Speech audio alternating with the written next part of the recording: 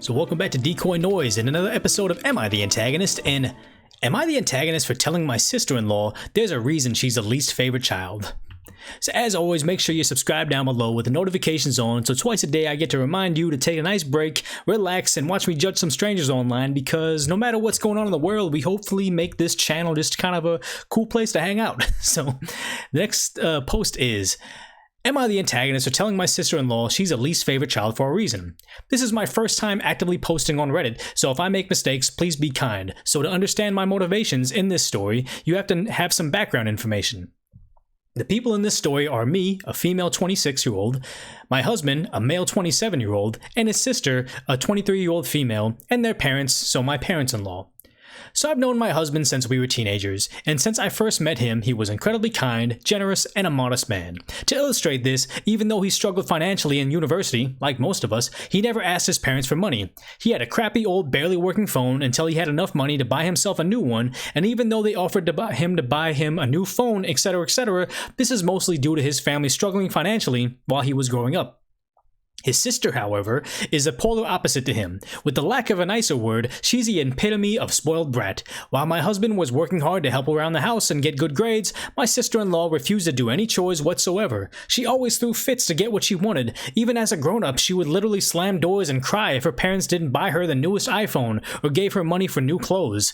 How she got away with this behavior all her life is absolutely beyond me.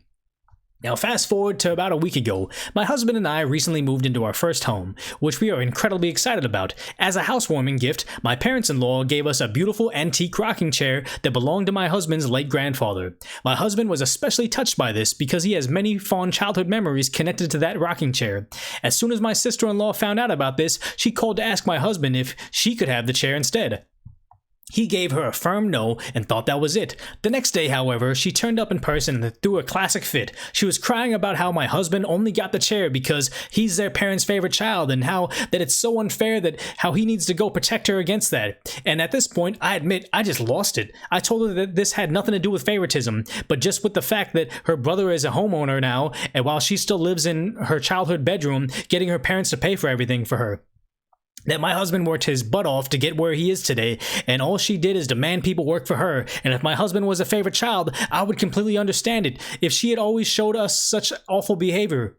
She immediately left and hasn't spoken to us since. I'm usually a very calm and peaceful person, but I feel like my outburst was justified. My husband, however, says that I went way too far. So, am I the antagonist? Too long didn't read. My sister-in-law demanded my husband gives her his housewarming present. I lost it and called her out.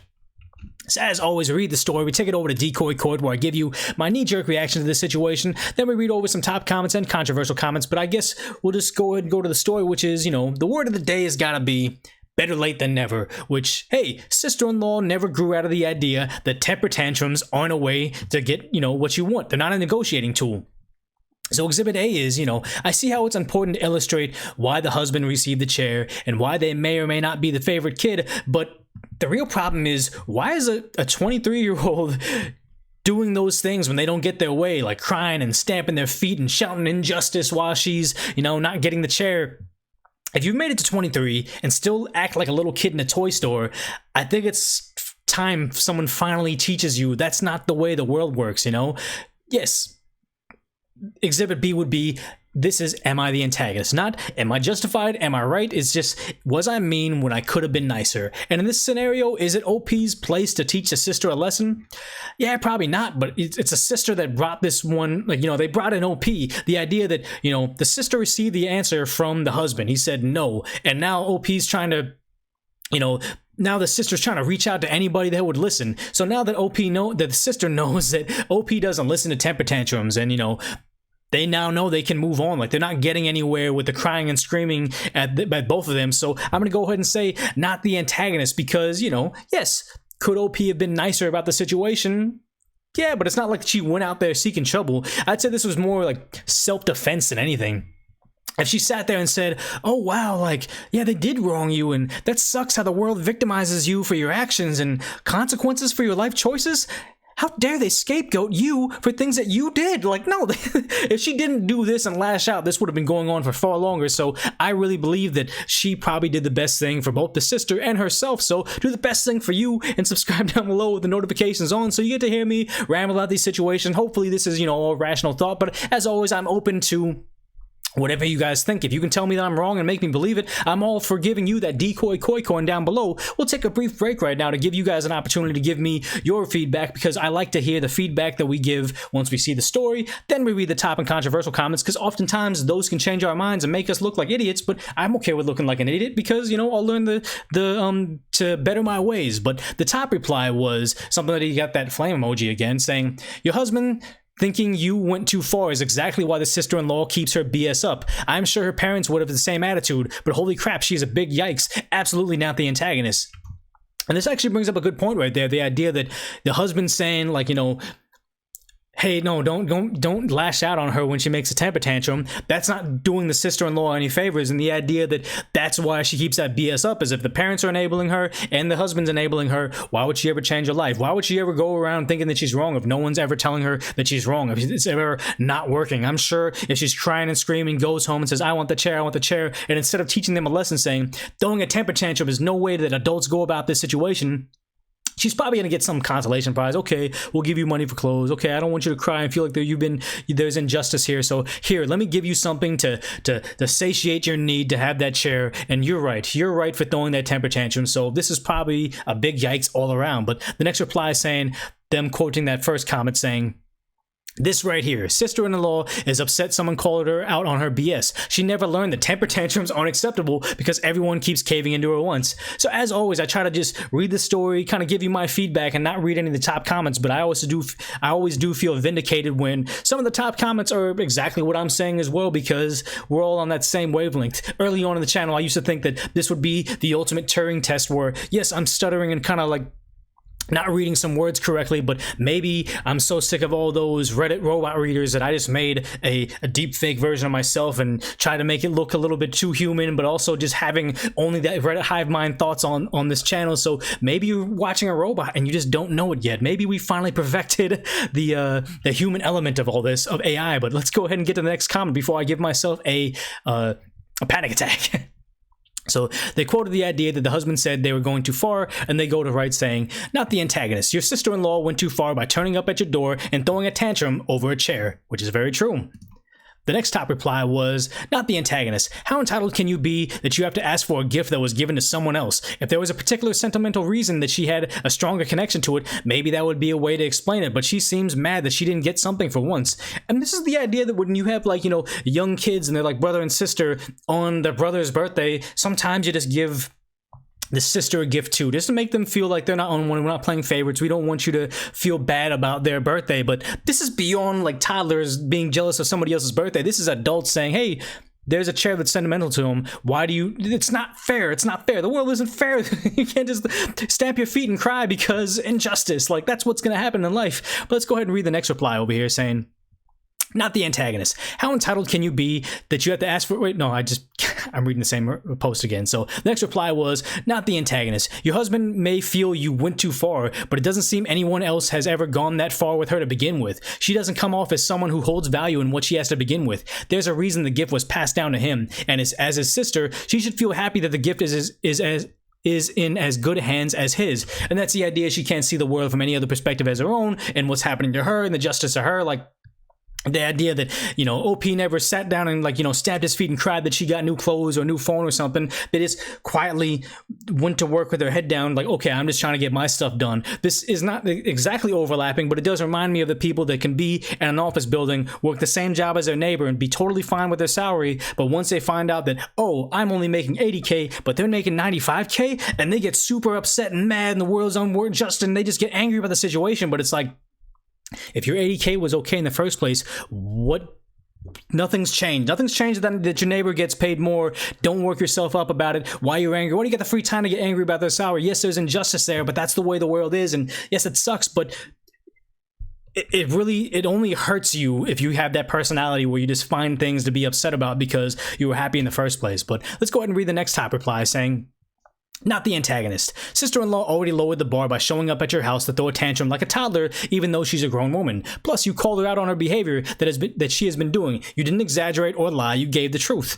Which is true, they got lots of upvotes, and the idea is, we also need to be very self-aware that in these posts, we're getting it from a very one person's perspective. We're not getting, something down the line, there was, the defense says this, the prosecution says this. You're just hearing it from their perspective, so there may be some more nuances to the story that makes the girl more upset about it. Like, if OP writes this story wanting everybody to be on their side, and there's a reason why the sister needs a chair, like, when I was a baby, grandpa used to rock me to sleep on that chair every single day, and there's pictures and there's video, and that's something that she holds dear to her heart.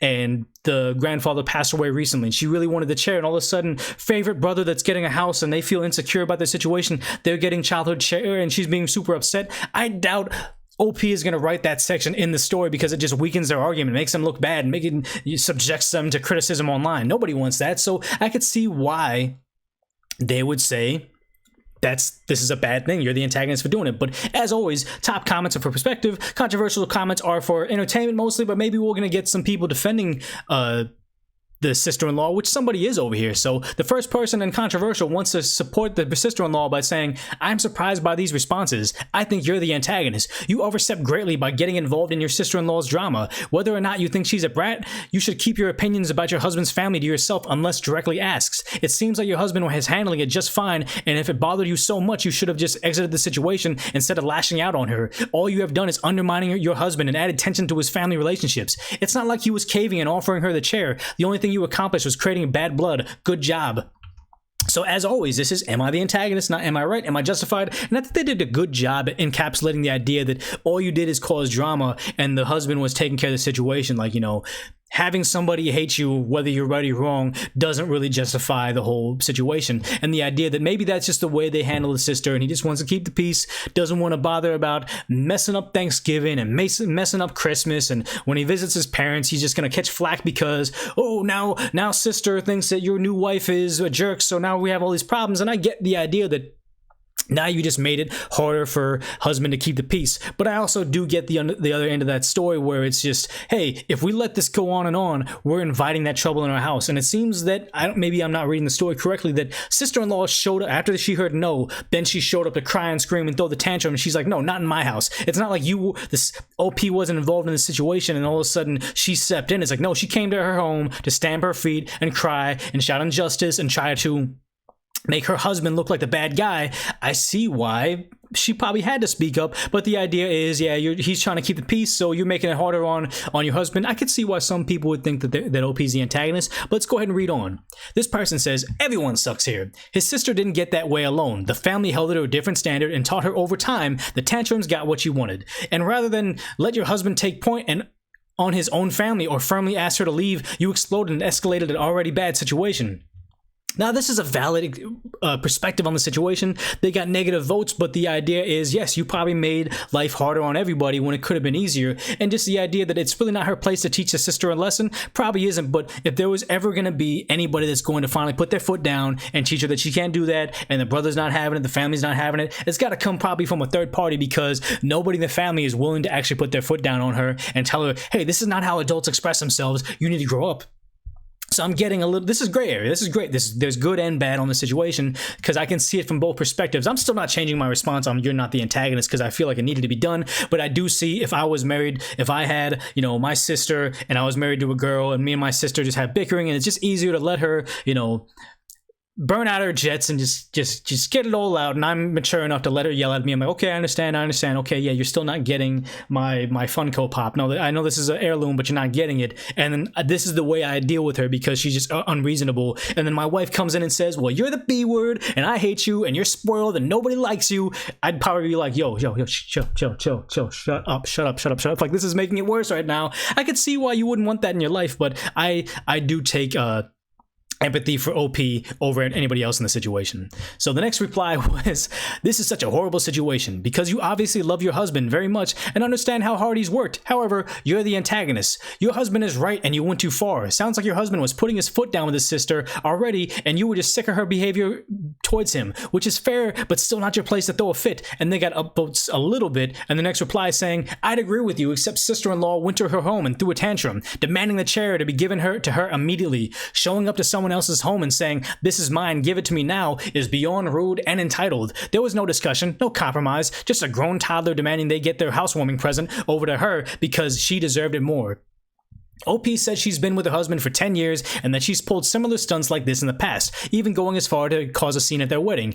Plus, she knew that sister-in-law was starting to push her husband to the point where he was just going to give in and just to shut her up. If it was a one-off incident or bad behavior that surfaces on one occasion, then yeah, OP was out of line, but it sounds like she's had to deal with sister-in-law's entitled attitude and antagonistic behavior for over a decade, and this incident was just the last straw that broke the camel's back. So this is perfect. I've been back and forth on the situation, but I haven't seen any of OP's replies to the original post, but you know, them telling them that she's the antagonist because she stuck her nose in somewhere where it didn't belong. Okay, yeah, I'm starting to get that. But if this post right here is true, where OP came back later on and said she's been rude at the wedding, the husband has been known to give in to her tantrums and demands, and he loves the chair, but he would rather be a spineless jellyfish and say, rather than go through the trouble of putting you in your place, just take the chair. I'd rather not have the headache than the heirloom that I'm very fond of. So yes, this was probably absolutely necessary for OP to go do this, knowing the facts we do. So this was probably the best story arc we could have on DecoyNoise. So make sure you subscribe down below, because where else on the internet are you going to find a situation where me, someone that's not just a voice that's just showing you the screen, I'm showing you my face, I'm giving my knee-jerk reaction, I'm seeing posts that prove me that I'm wrong, so I turn around and say, okay, I get that, I say that I was wrong and I change my mind, and then later on I see more information, like, okay, wow, that was wrong, I'm going back, I'm flip-flopping, and usually you say someone that flip-flops is, you know, is a bad person, but just the idea, it's like, hey, the more I know, the better. I'm willing to admit that my knee-jerk reaction isn't correct all the time. So as always, earn yourself that Decoy coin by dropping your comment down below and letting me know what you guys are thinking as we read more of the information, because that just makes us a better community than most of the internet, in my opinion. But as always, if you like the content, please subscribe down below, and also go over to Patreon or Ko-Fi if you'd like to support the channel and make a donation. No pressure here. If you can, you can. If you can't, that's cool. If nothing else, just put this on autoplay and watch the next DecoyNoise coming up next.